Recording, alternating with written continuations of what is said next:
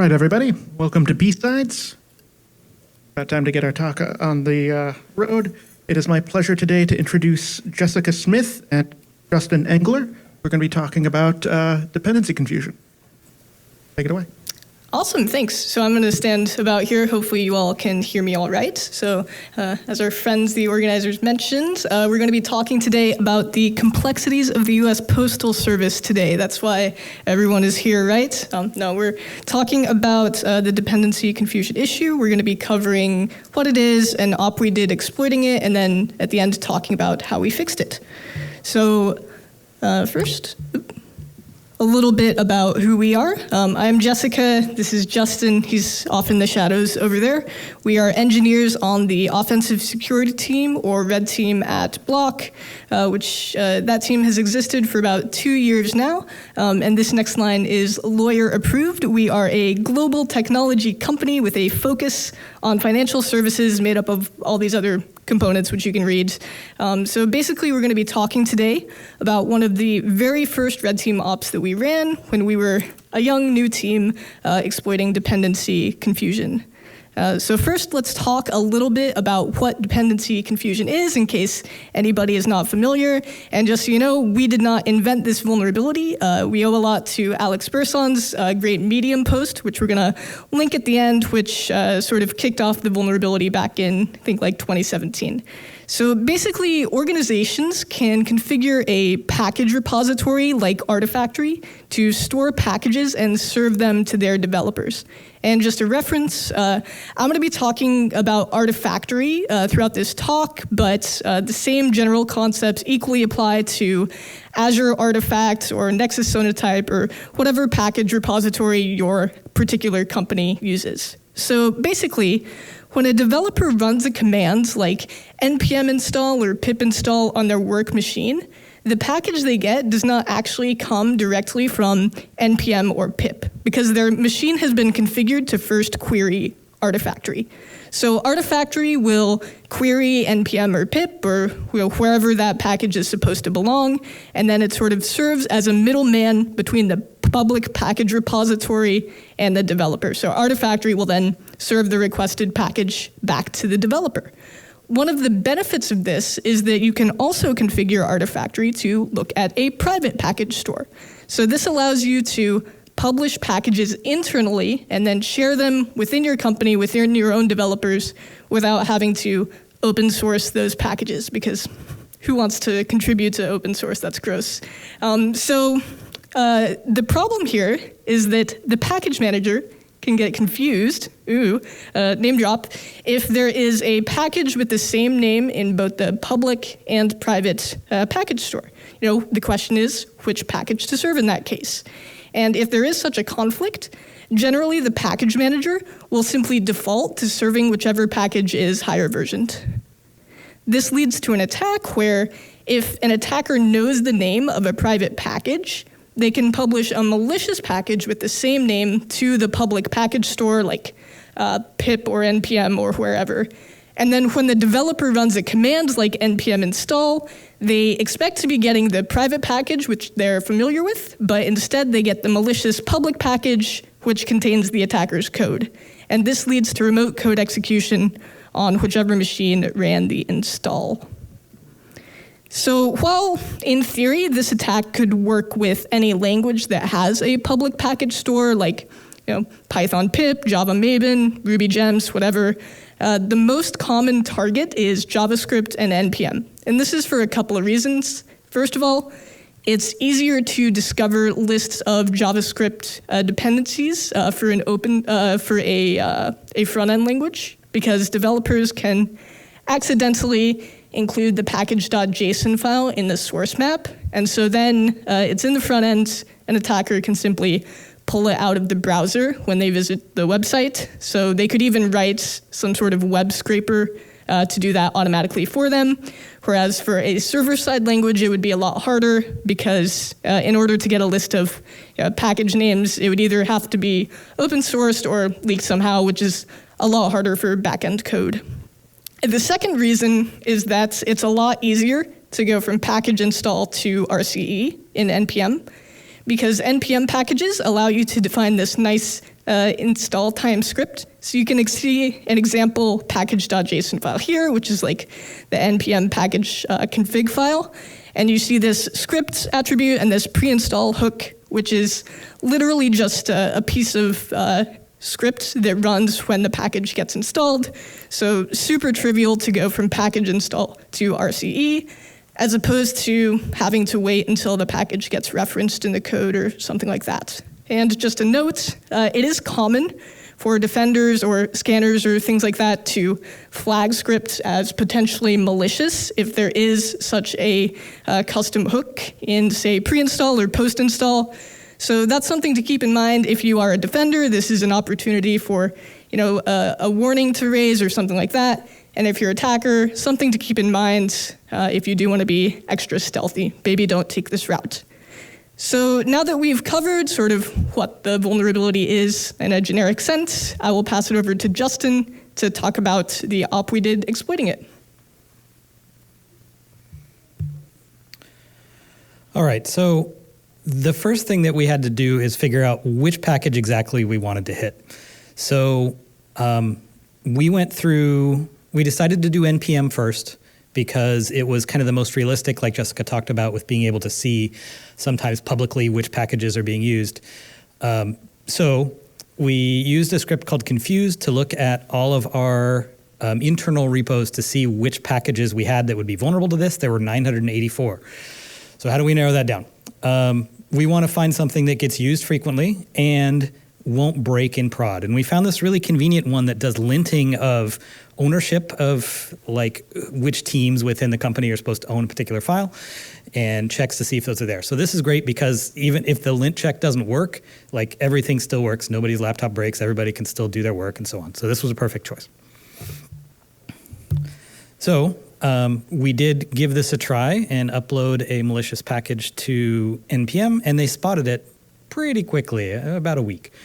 But this one was a very naive package. It didn't have any obfuscation. It did a very simple like callback, and it didn't do anything. So not surprising that it got caught. So what are we going to do differently next?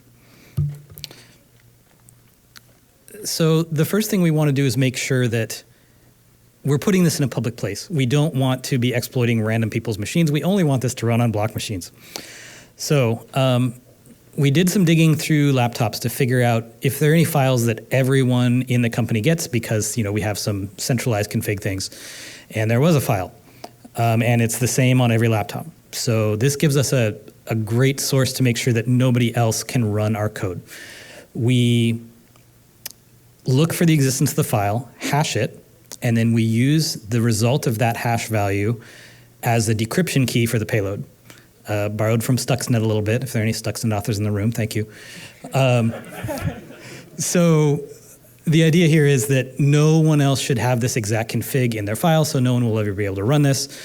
It's great because it prevents us from running other places, but it also makes it more difficult to analyze what the payload does because it's all encrypted. The sample code here is just our script that generated the encrypted payload. Yeah, there's an MD5 in there. Yeah, I'm okay with it. You can talk to me about it later if you don't like MD5.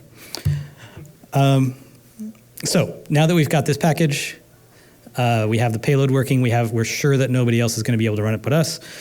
We're going to put it on NPM. And to make it be a little less obvious, we put in an actual description this time that is made up garbage about what this thing does. If you look at the code, like the part that does the encryption is talking about like a license file check or something. Jessica looked up some commonly used JavaScript code from Stack Overflow and put that in the actual body of the package, so it didn't just look like an empty package. And this one never got caught. We took it down when the op was over, but it seemed to work fine and nobody spotted it. So this is a screenshot of our Artifactory instance internally. And you can see that on version 030, it's showing that it's coming from the NPM internal cache. And starting on version 031, it's coming from the public source. So this is where Artifactory has picked up our malicious package. And you can see that starting on 032, we actually got some downloads. So it took us a couple weeks. We were a little nervous that nothing was happening for a while, but it turned out that someone, I think more than one team, started a new project around that time, and so there were a bunch of new people running the install scripts for this new project, which included the lint, owner-owl lint package, which means that we were getting our shells. We got about 20 shells. As Jessica mentioned, this was Baby's first red team op for us. And one of the mistakes that I made was that we put the payload in /temp, and so we lost a few people because they rebooted their machines and then they couldn't execute anymore. We got our persistence by editing the cron tab file. And when you do that in the command line, there'll be a little pop-up that shows up because the user gets asked, hey, do you want the terminal to be able to edit the cron tab file? And of course, because people were just installing software, they accepted that prompt and just let it go. We should have asked for root instead, and next time we will. So we've got a payload running on laptops. We need to be able to control it. We didn't want to install a bunch of things. We wanted to have strong assurance that that people talking to our C2 server were our actual participants and not random people on the internet. So we had MTLS. We wrote everything in Python, both client and server side Python, did some MTLS to make sure that it was an authorized connection, and then we used that to do our CNC. So shout out to Trufflehog. I know you all have a table here. We used Trufflehog and a few other things to try to find interesting things on these developer laptops to pull down. We pulled down private SSH keys. We pulled down the keychain files.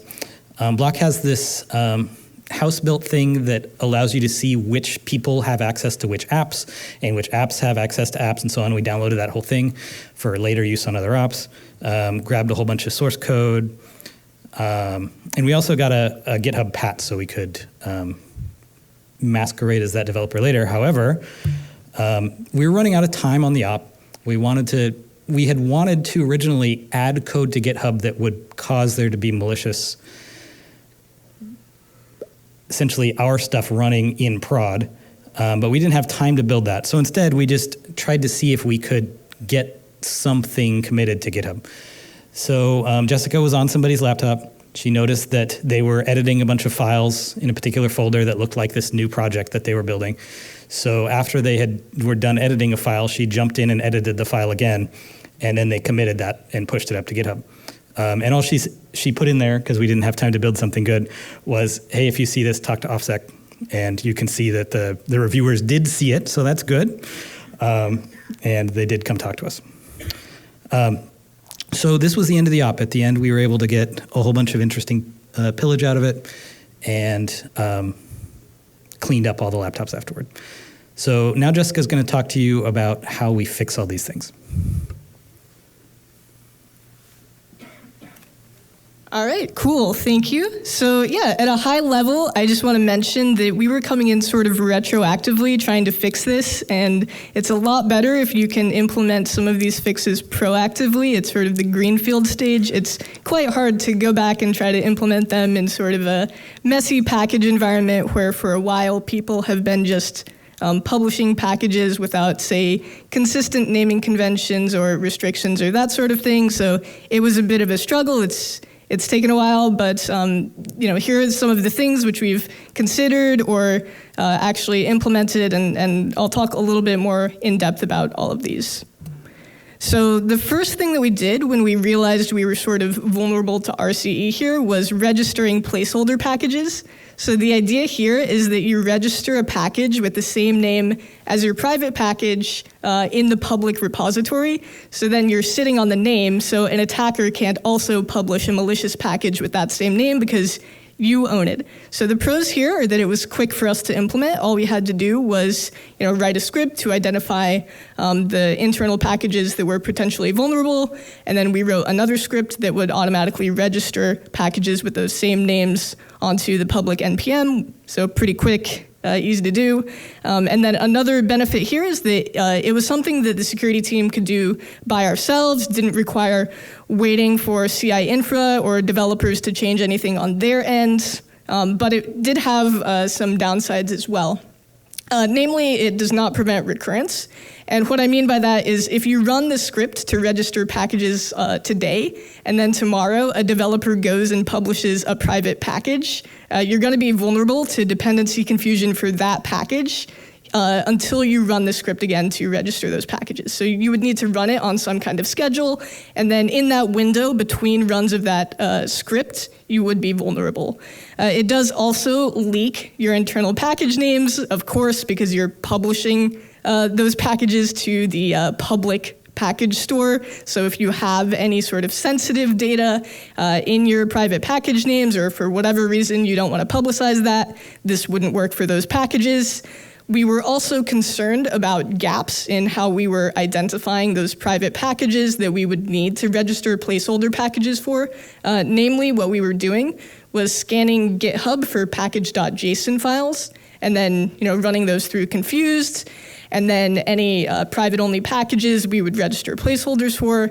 And the issue with that is the GitHub code search API only indexes the default branch of a repository, so main, for instance. And so if a developer has a dependency referenced in a non-default branch, like a dev branch or a feature branch, or if they're publishing a private dependency that isn't referenced in code at all, we would miss it. We tried to patch this up by also looking in Artifactory at our private package stores, but again, identifying the private packages is sort of a complex problem here. And of course, it's not really great internet citizenship to squat on package names in the public package repository. There are questions there about should we be doing that? It's maybe a little bit rude. Another thing that this does help with, though, is that developers can also specify internal sources for packages without going through Artifactory, for instance, by specifying something like a Python extra index URL in the install command. And this is a great way for them to open themselves up to this vulnerability and very neatly evade all of the Artifactory level defenses that I'm going to talk about in a minute, which is great. So the placeholder packages, since they're not at the Artifactory level, will still protect the developer if they do something like that. So that's good. And again, this was the quick fix we did, just writing a couple of scripts.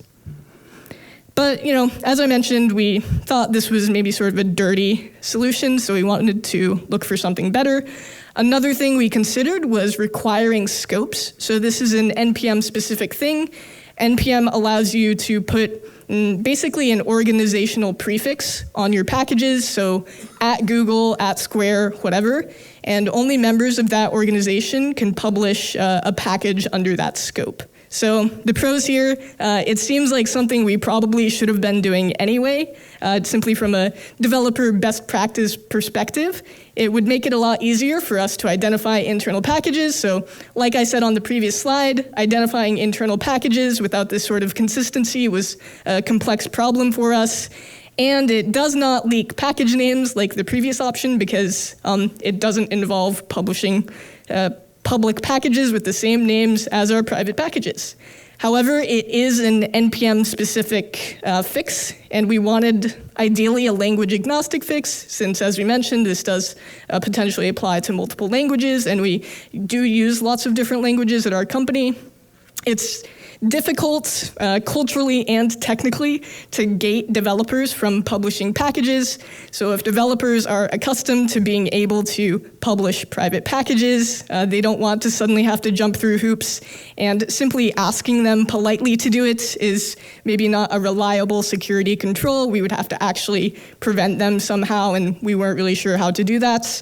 Also, since we were coming in sort of late on this fix, it's hard to retroactively go back and add scopes to a bunch of package names. It involves, updating any place where the package gets referenced to add the scope to the name and all these things. Very hard. And of course, we would still be leaking the package names to NPM itself because the package manager would still look for the package externally, even though it wasn't published externally. So ultimately, we decided not to implement this, at least as a security control. Maybe it would be, developer best practice.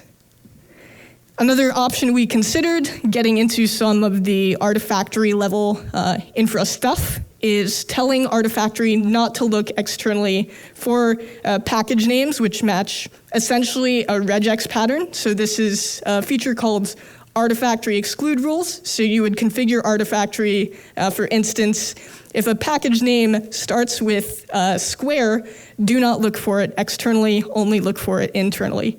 So the pros here are that it is language agnostic. It does not leak package names at all because Artifactory will not even look externally for packages matching that pattern. And again, since it's at the Artifactory level, devs don't need to change anything about their behaviors or anything in their code. The downsides here is that if you do not have a consistent naming pattern for your packages, which again, we didn't, it's actually very hard to generate these rules. Right? If you have a consistent prefix, it's easy, but what we ended up having to do was, again, reuse that script where we identified internal packages and then generate exclude rules for exactly those package names. So if package name equals square DevTools, do not look externally. And what Justin said, we had about 1,000 of those roughly, and so we had an exclude rule for each of those. So again, this runs into the recurrence problem. You have to run the script regularly to identify and exclude those packages. It runs into the package identification problem that I talked about before.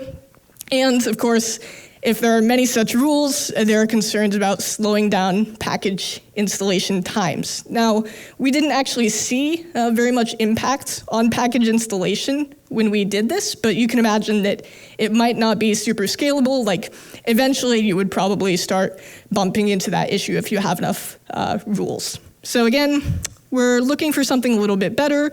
We did use this to some extent, but we think we can do a little bit better as well.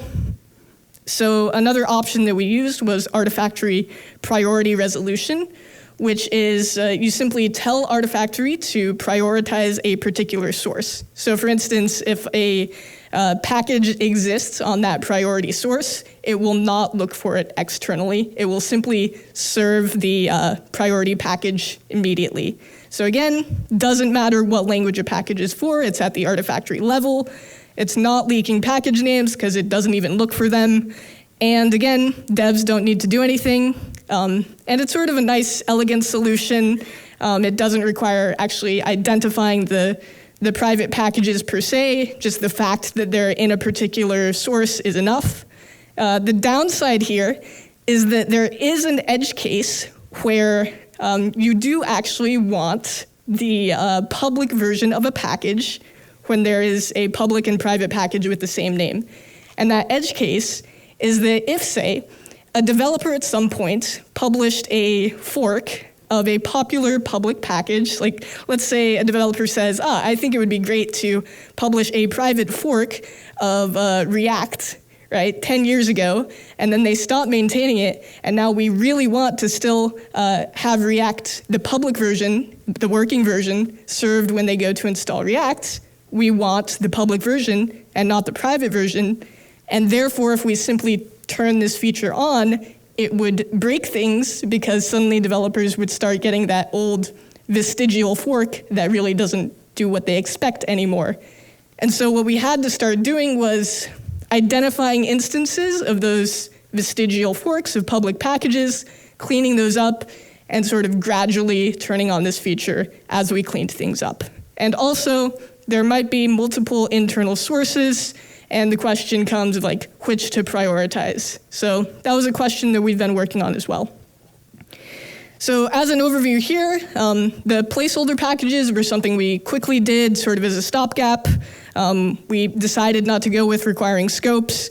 We wrote some scripts to do exclude rules, and we've been using exclude rules in combination with sort of gradually turning on priority resolution as we clean up those vestigial packages. And one more thing I do also want to mention is that pinning dependency versions will also help with this.